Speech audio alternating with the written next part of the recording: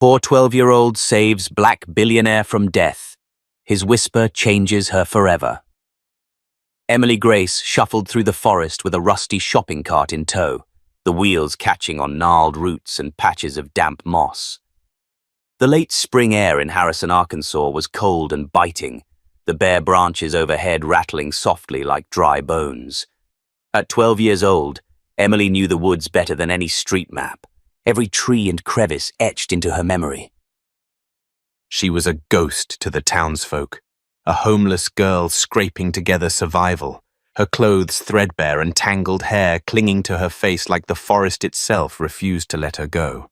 Her cart held what little she owned, scavenged tools, a battered water bottle, and a one-eyed stuffed bear, the only remnant from the orphanage she'd been taken from long ago.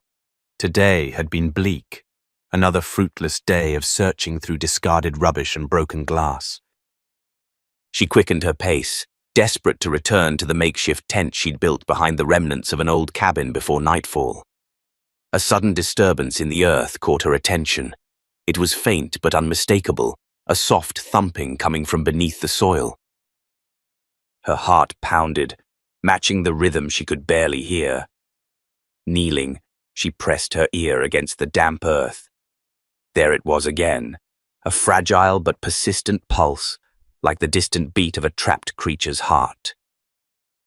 With trembling hands, Emily began to dig, tearing through layers of dirt and tangled roots, her nails breaking, blood mixing with soil. She uncovered a wooden panel, stained and rotten, with rusty hinges barely holding it shut. Pulling it open revealed a sight that stole her breath. The faint chest rise of a man bound tightly, his skin waxy and pale, his suit tattered and stained. His eyes were half open, glazed but alive, filled with a haunted fire that refused to extinguish. Emily's throat tightened as she crouched beside him, overcome with a fear deeper than the stench that filled the air, a mixture of mold, decay, and a silent plea for help. This was no ordinary man. Something about him whispered of power and pain interlaced. She fumbled for her water bottle, wetting his cracked lips as he sipped slowly, strength returning in desperate gulps. "Who are you?" she whispered, voice cracking like dry leaves. He coughed, a rough, rattling sound that echoed through the still forest. "Henry Coldwell," he managed, barely audible. "They tried to bury me, but I'm not done yet." The name was unfamiliar to Emily, yet the weight behind it settled like a stone in her chest. He spoke of an empire built on real estate, philanthropy, a man who once helped countless forgotten souls, but had been erased from the world by unseen enemies. "You saved me," Henry gasped, pain flashing in his eyes. "But you don't know who you've pulled from the darkness." Emily shook her head, feeling the strange bond growing between them, a bond born not from shared pasts, but from survival itself. She had no idea that in this silent forest, on the edge of despair, she was sparking a reckoning that would shake the very foundations of power and justice. Night crept in swiftly, the forest darkening around them. Emily wrapped Henry in her frayed raincoat, holding him close against the chill. In the faint firelight, their breaths mingled, the homeless girl and the billionaire who had been stolen away, both clinging to the fragile thread of life. As Henry whispered promises of truth and revenge, Emily knew her own life was about to change forever. She wasn't just saving a man from death. She was stepping into a story that would force the world to face its darkest secrets and demand justice for the forgotten. But first, she had to keep him alive. And she had to stay alive herself, because the shadows were already moving, hunting them both, and the quiet forest was no longer a refuge. It was the stage for a war that had only just begun. The cold morning air bit sharply as Emily pulled the tattered raincoat tighter around Henry's frail shoulders. The shelter behind the abandoned barber shop was no palace, but it was safety, a fragile barrier between them and the unforgiving world outside. Henry lay on a patchwork of blankets, his breathing shallow but steady, his eyes fluttering open every so often, searching for something unseen. Emily sat close, her fingers tracing the dirt-streaked hair from his forehead. "You're going to be okay," she said softly, though the uncertainty in her voice betrayed her hope. "We'll figure this out, I promise." Henry's gaze locked onto hers, the faint flicker of recognition sparking in his eyes. He struggled to speak, his voice rasping like dry leaves rustling in a cold wind. "Emily, you saved me, but they're still out there, watching." "Waiting." "Who?" she asked, heart pounding. "The ones who buried me alive. The ones who want to keep the truth buried, just like they tried to bury me." Emily swallowed hard, the weight of his words pressing down on her like the damp night air.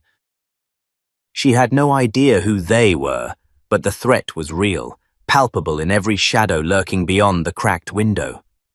Days passed, and Henry's strength slowly returned. Between bouts of fever and exhaustion, he whispered fragments of his story. Betrayal, greed, and a family legacy tangled in lies. He told Emily about Victoria Langston, his wife, a woman whose smile had once promised love, but whose hands had orchestrated his downfall. She had been the architect of his imprisonment, hiding him away while plotting to steal everything he had built. Emily listened, her heart aching with each revelation. The world she'd survived alone was now intertwined with a man whose life had been stolen from him in the most brutal way imaginable, and somehow, she was the only one who believed he could fight back. Late one evening, as the fire flickered weakly in their shelter, Henry took Emily's hand in his trembling grip. "You're stronger than you know," he said, his voice barely a whisper. "You don't just survive, you fight, and soon we'll need to fight together." The following morning, Emily ventured into town, her eyes sharp and wary. The small community of Harrison was a mix of kindness and suspicion. Most people turned away from the homeless girl, their glances a mixture of pity and prejudice. She made her way to Mildred's grocery store, a place of quiet refuge where the elderly woman greeted her with a nod and a knowing smile. Emily handed Mildred a cracked phone, the screen grimy and cracked, but still working. On it was a grainy video of Henry, frail and bound, speaking directly to the camera. "My name is Henry Caldwell," he said, voice hoarse but resolute. "If you see this, know that I am alive, and that the truth will come to light." Mildred's eyes widened, and she hurried to call the local sheriff, Carl Bridges, a man known for his gruff demeanor and reluctance to stir trouble. When Emily explained what she'd found, his initial response was skepticism. "A homeless kid and a ghost story? Sounds like you're imagining things, sweetheart. Best you go home." But Emily's resolve hardened. "I'm not imagining. He's alive and he needs help." Carl's eyes flickered with something. Uncertainty, maybe fear, but he waved her off. "Don't make trouble, kid." Disheartened but undeterred, Emily left the station, the weight of isolation pressing down on her. That night, as Henry's fever broke and he whispered promises of justice, Emily felt the walls closing in. Someone was watching them, shadows moving just beyond the edge of the woods. Danger was closer than she'd dared to imagine. Back at the estate where Henry had once lived in power. Victoria Langston stared at the looping video on her tablet, her composed facade cracking with every replay. She summoned Silas Drake, her private attorney and confidant, instructing him to find the girl, silence her, and erase every trace of Henry Caldwell's return. Meanwhile, a freelance photographer named Julian Blake received a chilling call. His old photos of Henry near the forest, evidence he had kept hidden, now made him a target. Fear crept into his bones like cold water, but he knew there was no turning back. As the hunt for the truth accelerated, Emily and Henry found unlikely allies. Mildred, who offered shelter and kindness. Felicia Tran, a doctor whose career was built on Henry's philanthropy, and Louis Ortega, a private investigator willing to dig into the shadows for answers. Emily watched Henry's strength return day by day. The man who had once ruled an empire now dependent on her courage and will. Their bond deepened, forged in the crucible of survival and shared purpose. One evening, Henry's whispered confession pierced the quiet. "Emily, you've changed everything." Your courage, your kindness, it's what saved me. But it's also what will change you. Emily looked up, eyes wide, the weight of his words settling like a promise and a challenge. Outside, the shadows stirred and the long game began. The fight for truth, justice, and family was no longer a distant hope. It was their destiny. The dawn brought a brittle chill to the town of Harrison, but inside the small makeshift shelter behind the barber shop, a different kind of cold lingered, the uneasy silence between Emily and Henry. The boy who had found the billionaire was no longer just a homeless child, but a vital piece in a puzzle that stretched far beyond the forest's edge. Henry's breathing was steadier, but his eyes carried the weight of a man fighting to remember a life stolen. Emily sat close, restless and silent. She wanted to ask questions, so many questions, but the words felt heavy, like they might shatter the fragile trust building between them. Instead, she listened as Henry recounted fragments of his past in a low, trembling voice. "My name is Henry Caldwell," he said again, his voice gaining strength with each word. "I built an empire in real estate, helped thousands find homes, gave scholarships to kids like you." He looked at her, eyes searching. But my wife, Victoria, she betrayed me, locked me away like a secret, buried alive to steal everything I had. Emily's heart pounded. Betrayal cut deeper than hunger or cold. She swallowed her fear and reached out, touching his hand. "They won't get away with it," she said, her voice firm despite the tremble inside. "We'll find a way to stop them." Outside, the forest's shadows lengthened, and the danger grew. Unknown eyes watched Emily's every move, silhouettes slipping between trees, a silent threat she couldn't see but could feel. The night carried whispers, and the cold was no longer just from the weather. Morning brought no relief. Emily ventured into town, her presence a mix of defiance and desperation. The grocery store was a refuge, Mildred Harper's warm smile a rare comfort. Emily handed her a phone, cracked and worn, holding a grainy video of Henry's confession. Mildred's eyes widened as she watched the man's frail face, the urgency in his voice. "Henry Caldwell is alive," the video said. "I was buried alive." They want to keep the truth hidden. Mildred's fingers trembled as she dialed the sheriff's office. Deputy Carl Bridges answered with the usual skepticism. "A homeless kid with a ghost story." "Sounds like trouble." Emily's voice cut through the doubt. "He's real, and he needs help." Carl's cold reply sent a chill through her. "Don't stir the hornet's nest, Emily." Frustrated but unyielding, she left. That night, as Henry's fever broke, he whispered, "They're coming."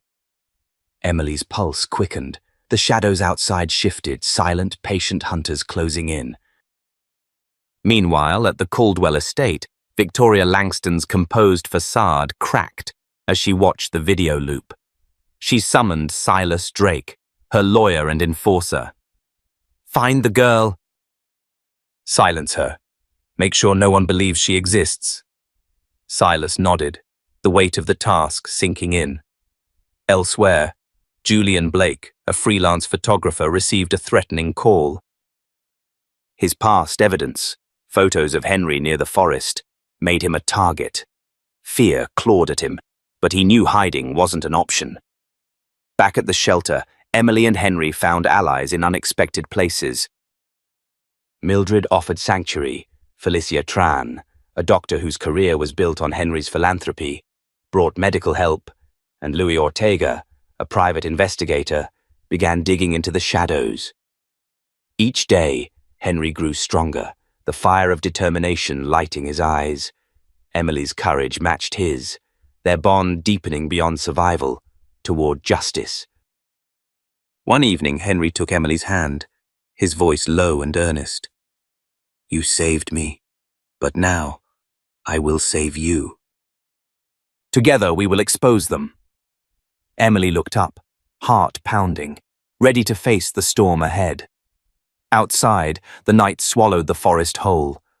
The long game of truth and justice had begun. The tension in Harrison was thick enough to cut with a knife. News of Henry Caldwell's miraculous survival had spread like wildfire, sparking whispers in every corner of the town, some hopeful, some fearful. But for Emily, the stakes had never been higher. The shadows that pursued them had become bolder, their threats sharper. She could feel the weight of unseen eyes burning holes in her back as she walked the cracked sidewalks, every step echoing with uncertainty. Henry, now stabilized but still fragile, sat quietly in their makeshift shelter. His eyes held a new intensity, a man awakening from a long, suffocating nightmare. He'd spoken little since the first few days, choosing instead to listen to Emily's story, to the news, to the quiet rhythm of a world he'd lost and was desperate to reclaim. One afternoon, a knock shattered the silence. Mildred opened the door to reveal a tall, lean man with a grizzled beard and sharp eyes, Luis Ortega, the private investigator Henry had contacted. He carried an air of urgency, and Emily could tell right away that he wasn't just any stranger. "I've been digging," Ortega said, stepping inside without waiting for an invitation. "There's more to this than just a kidnapping or a power grab. Someone's covering a massive conspiracy, financial fraud, identity erasures, and worse. They've had Henry buried not just alive, but erased from the world." Emily's breath caught. Why would anyone go this far? What could they gain? Ortega leaned in, voice low. Because Henry wasn't just a millionaire. He was a man who gave away millions quietly, helped people without flashing his name. Those who thrived on corruption, on exploitation, saw him as a threat. Victoria Langston, his wife, was just the tip of the iceberg. Emily's fists clenched. So, she's behind it all? Before Ortega could answer, a sharp sound sliced through the room, a window smashing, the screech of tires outside. Heart pounding, Emily grabbed Henry's arm. "They've found us!" Gunshots rang out in the distance, growing closer, relentless. Mildred hurried to barricade the door while Ortega pulled a small revolver from his coat. "We need to move. Now!"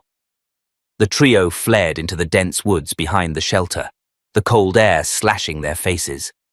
Emily pushed Henry forward, her mind racing, desperate to protect the man who had saved her as much as she saved him. As they ran, Henry whispered, "This is bigger than I imagined."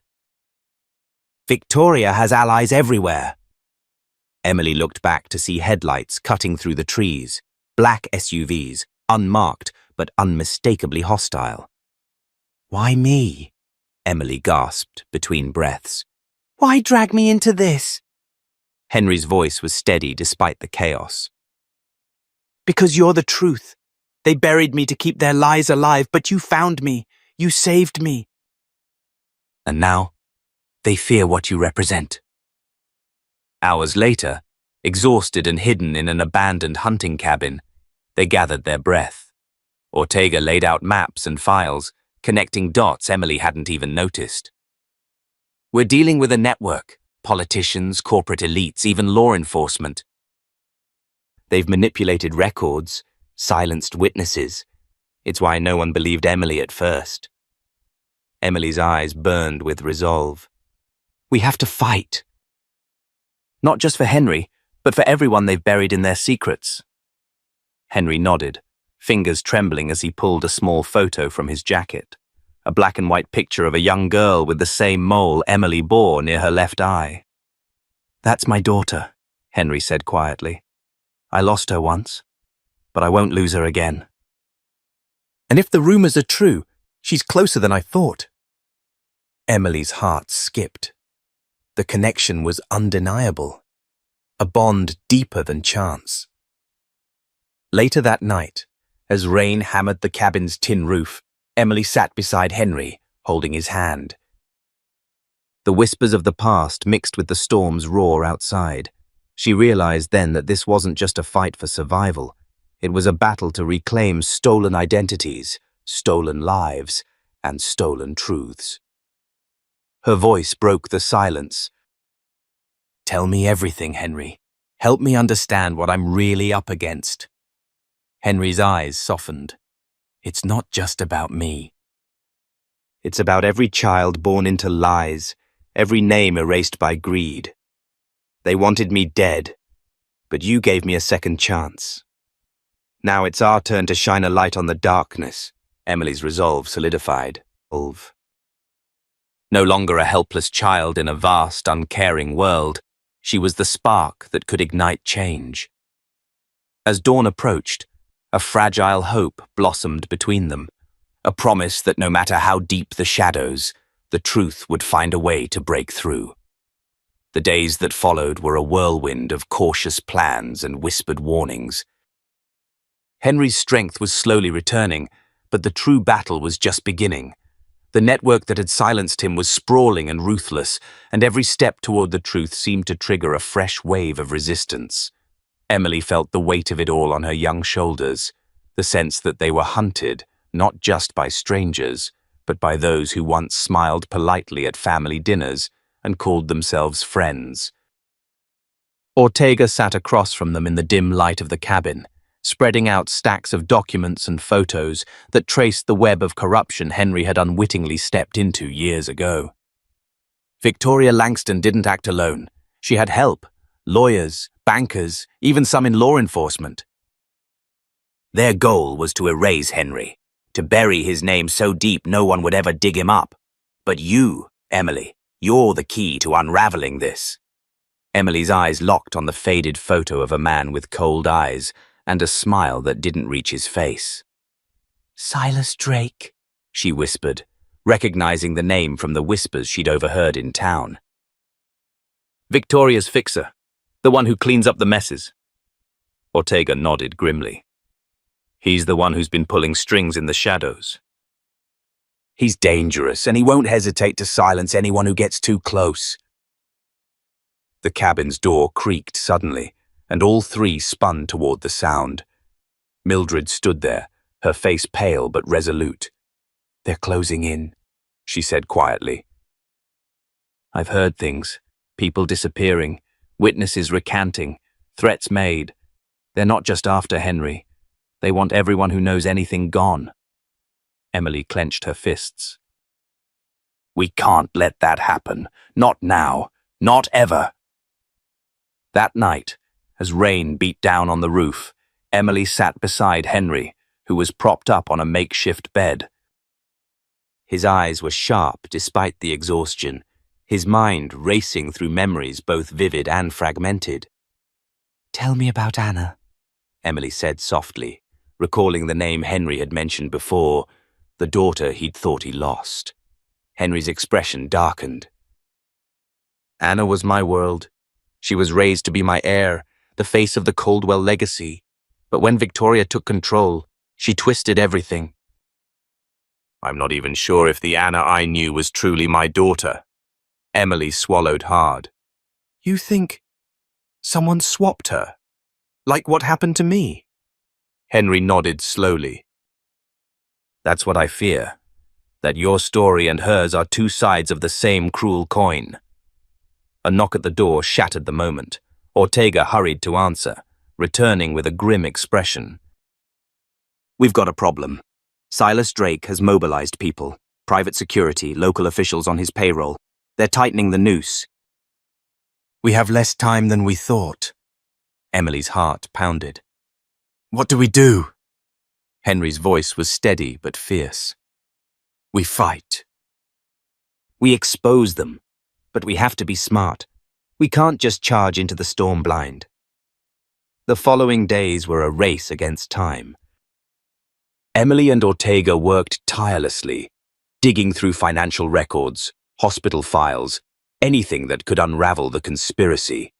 Emily's resilience astonished everyone.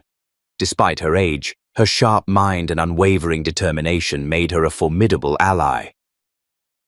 One afternoon, as they pored over documents in a small cafe, Emily's phone buzzed.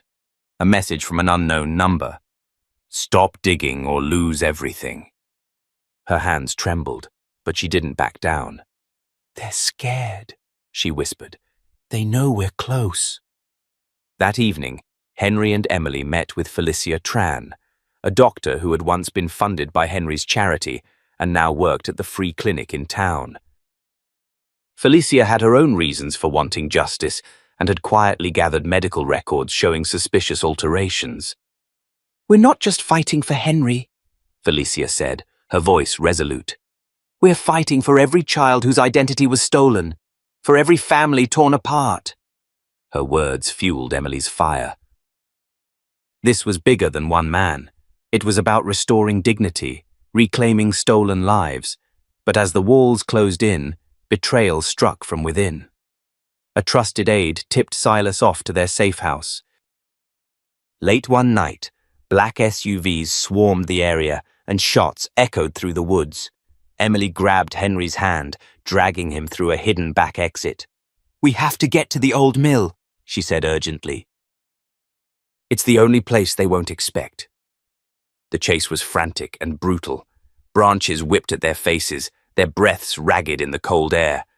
Just when hope seemed lost, Ortega and Mildred appeared with backup, a small group of loyal friends who had finally answered the call for help. The attackers retreated, but the message was clear. The battle was far from over, and the stakes had never been higher. Back at the mill, as dawn broke, Henry looked at Emily with a mixture of pride and sorrow. "You've changed everything," he said softly. "Not just my fate, but the fate of so many others." Emily met his gaze, determination burning bright. "We're not done. Not until the truth comes out and those responsible face justice." Their whispered promises echoed into the morning light. A vow to stand against the darkness, to fight for justice no matter the cost, and to never let the stolen be forgotten again. The tension in the air was palpable as Emily, Henry, and their small group of allies regrouped at a remote safe house. The night had been long, marked by the sharp sounds of pursuit and the bitter cold that seemed to seep into their bones. But even as exhaustion threatened to overtake them, there was no room for rest. The enemy was closing in, and the stakes had never been higher. Henry sat quietly, the weight of everything pressing down on him.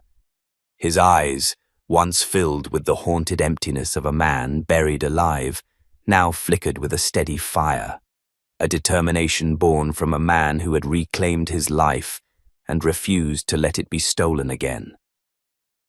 Emily watched him closely, knowing the burden he carried, yet inspired by the strength he showed despite it all. "We can't keep running," Henry said softly, breaking the silence. "They want us divided and scattered. We need to strike back, expose them for what they are." Emily nodded, feeling a surge of resolve. "But how? They have influence everywhere, law enforcement, media, even inside the government." Ortega leaned forward, tapping on a tablet displaying their latest findings. "Their reach is extensive, but so is our evidence. We've collected enough to shake the very foundation of their operations. What we need is a platform, something public and undeniable." The room fell silent for a moment. The risk was enormous. Going public meant inviting danger, but staying hidden meant allowing the corruption to fester. Emily's voice broke the silence. "We have to be smart about it. Let's coordinate a press conference with credible allies.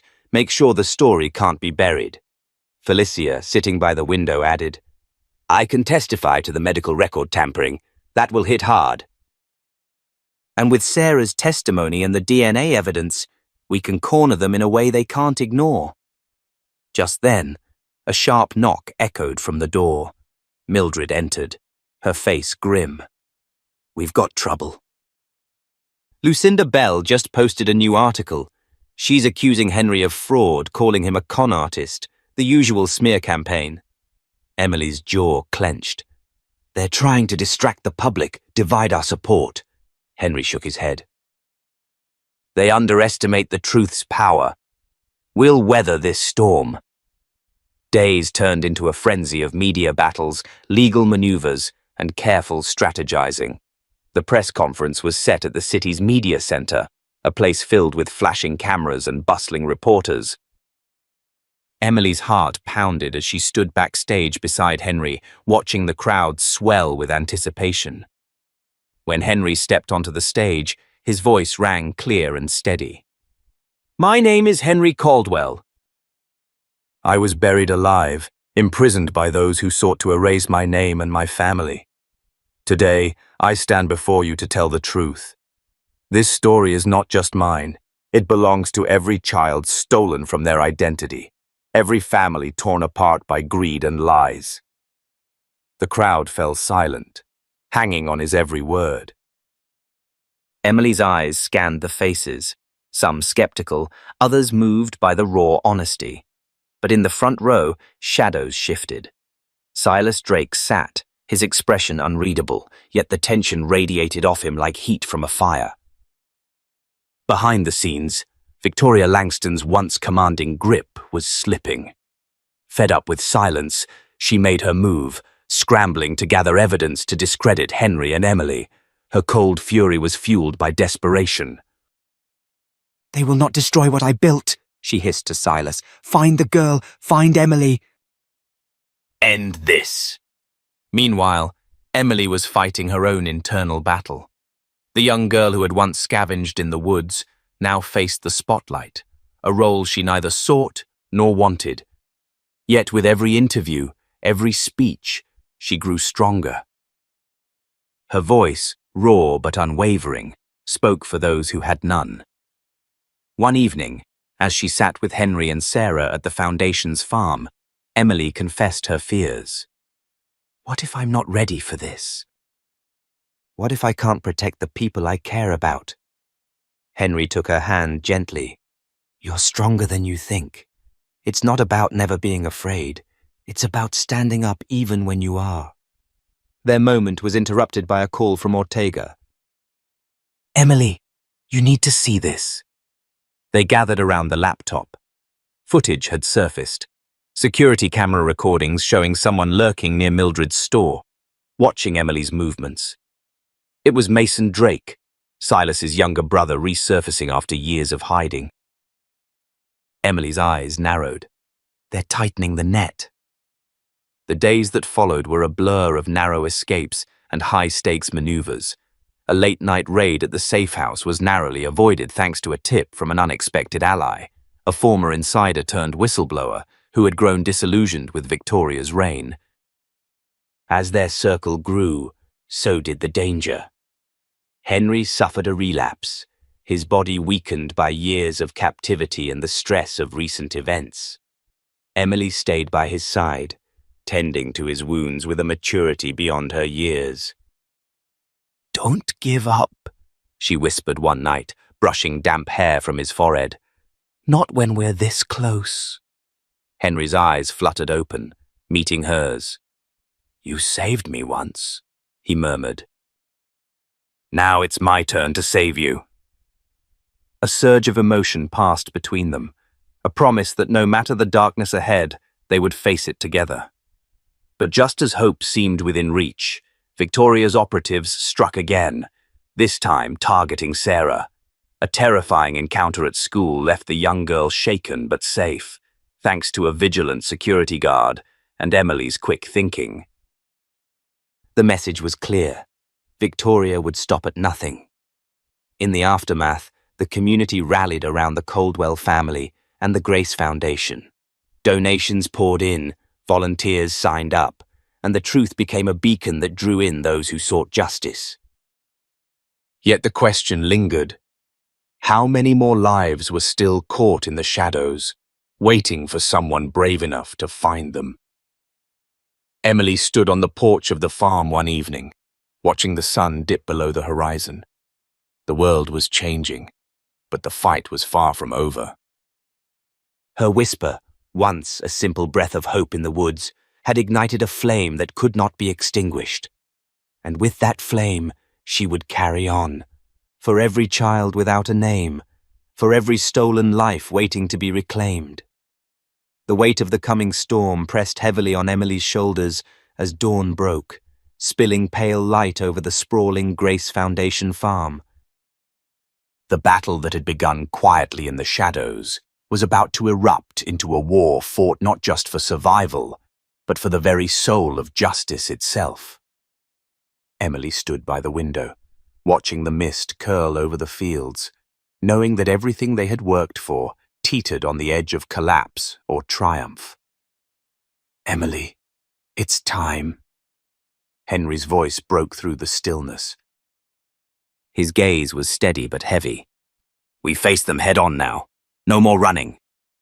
Emily nodded, feeling a fierce resolve ignite inside her. For years, she had been the girl who pulled a rusted shopping cart through the woods. But now she was the woman who carried the hopes of so many. The stakes had never been higher.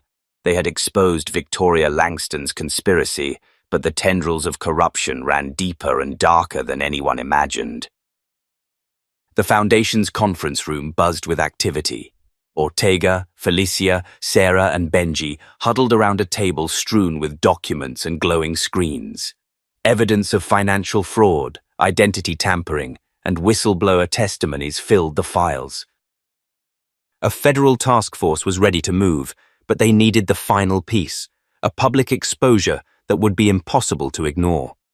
Felicia, her voice unwavering, laid out the plan. "We'll hold a public hearing with live coverage. We bring Victoria and her accomplices to justice in the light of day. No hiding." Benji chimed in. "We've lined up powerful allies. Journalists, politicians, even former insiders who want to see change. This is our moment." Emily's mind raced. The idea of facing Victoria and the elite who had tried to bury the truth terrified her, but she refused to back down. "We'll show the world the faces behind the lies," she said, voice steady. No more shadows. The day of the hearing arrived with the kind of thick tension that made the air seem to crackle. The grand courthouse filled with a mix of reporters, supporters, and skeptics. Cameras flashed relentlessly as the players took their seats. Victoria Langston entered, her face a mask of cold fury, yet there was an undeniable tremor beneath, fear finally catching up with her. Emily took her place at the front, heart pounding but chin lifted. The room hushed as the first witness was called. Sarah Caldwell, only 7 years old, but brave beyond her years. Her voice was soft but crystal clear as she recounted memories no child should carry. The locked basement, the whispered threats, the stolen years. Tears glistened in the eyes of many. Some leaned forward, disbelief and anger mingling in the charged atmosphere. Victoria's facade cracked. She attempted to rise, voice shaking as she tried to dismiss the accusations, but the evidence was overwhelming. Financial records, medical reports, secretly recorded conversations. Lucinda Bell, once a socialite queenpin, was dragged into the spotlight. Her own web of lies unraveled, exposing her as a willing pawn in the conspiracy. She sobbed openly, a far cry from the poised woman who had scorned Emily in the press. The hearing grew more intense as Daniel Voss, the communications head for the Caldwell Corporation, stepped forward, confessing his role in suppressing reports and silencing whistleblowers. His testimony cut through the defense, sending shockwaves across the courtroom. Emily watched as Victoria's lawyers scrambled, desperate to buy time, to discredit witnesses, but the tide had turned. The truth, painstakingly gathered over years, was unstoppable. At one point, Victoria's eyes locked with Emily's, a silent challenge, a promise of retribution. But Emily stood unmoved. Outside, the media frenzy erupted. The story was everywhere.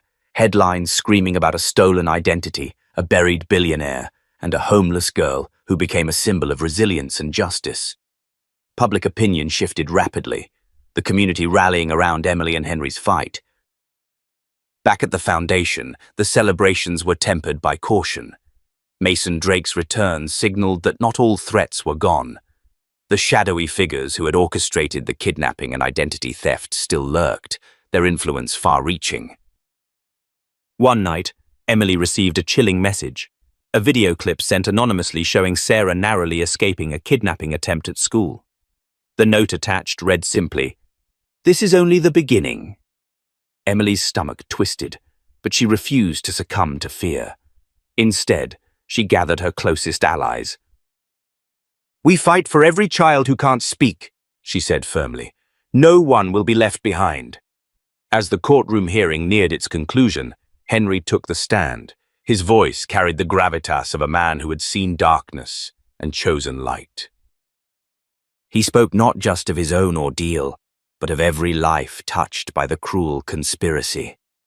Emily sat beside him, her hand resting lightly on his. In that moment, the distance between homeless girl and billionaire vanished, replaced by an unbreakable bond forged in hardship and hope. The judge's verdict was swift and decisive. Victoria Langston and her accomplices were found guilty on multiple counts, including kidnapping, fraud, and conspiracy. Sentences were handed down, and the foundations of their empire crumbled. Yet even as justice was served, Emily knew the fight was far from over.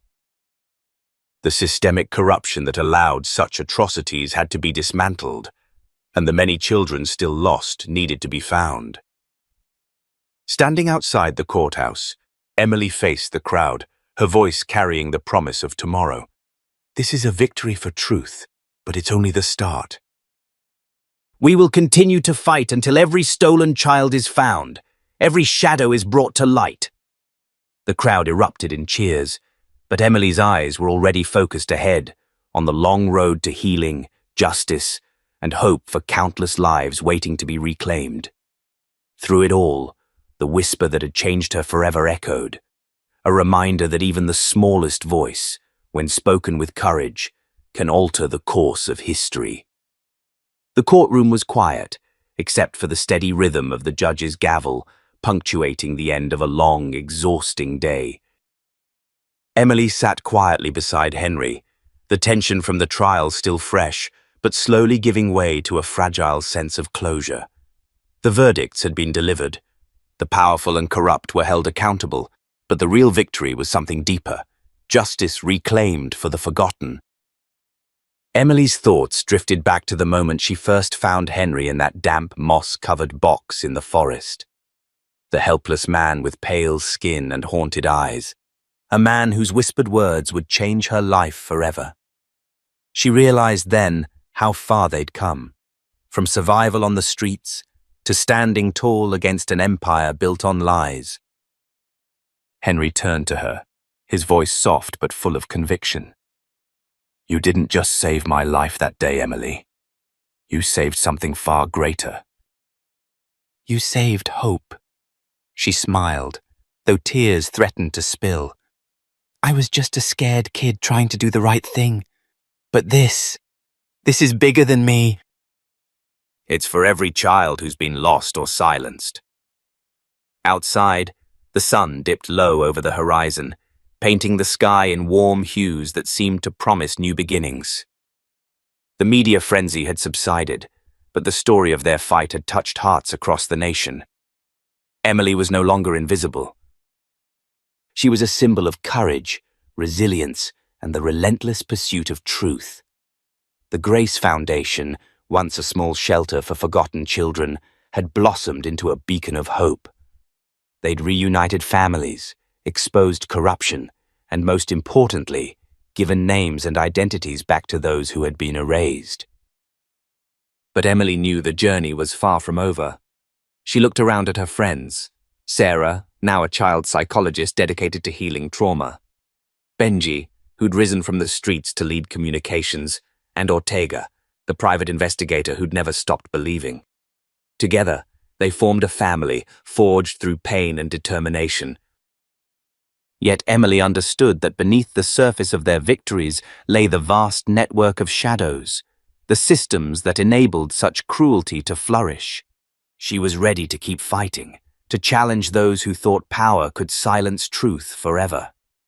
That night, as she lay awake in her room at the Foundation's farm, Emily pulled her one-eyed teddy bear close. Memories of fear, loss, and loneliness mingled with the fierce love that now grounded her.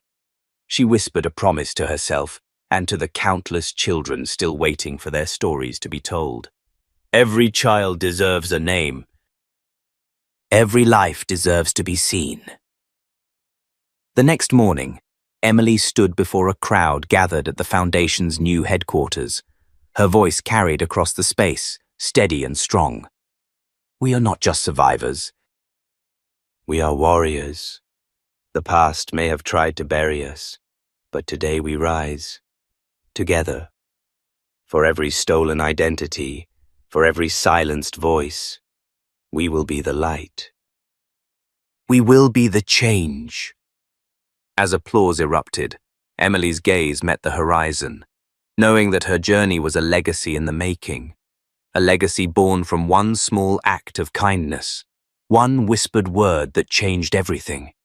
If this story moved you, if it sparked something inside, then join us. Stand for the forgotten, speak for the silenced, and never turn away from the truth. Because sometimes, the smallest voice can echo louder than the mightiest roar. Thank you for walking with Emily. Remember to like, share, and subscribe to help more stories be heard. Together we can change the world, one name at a time.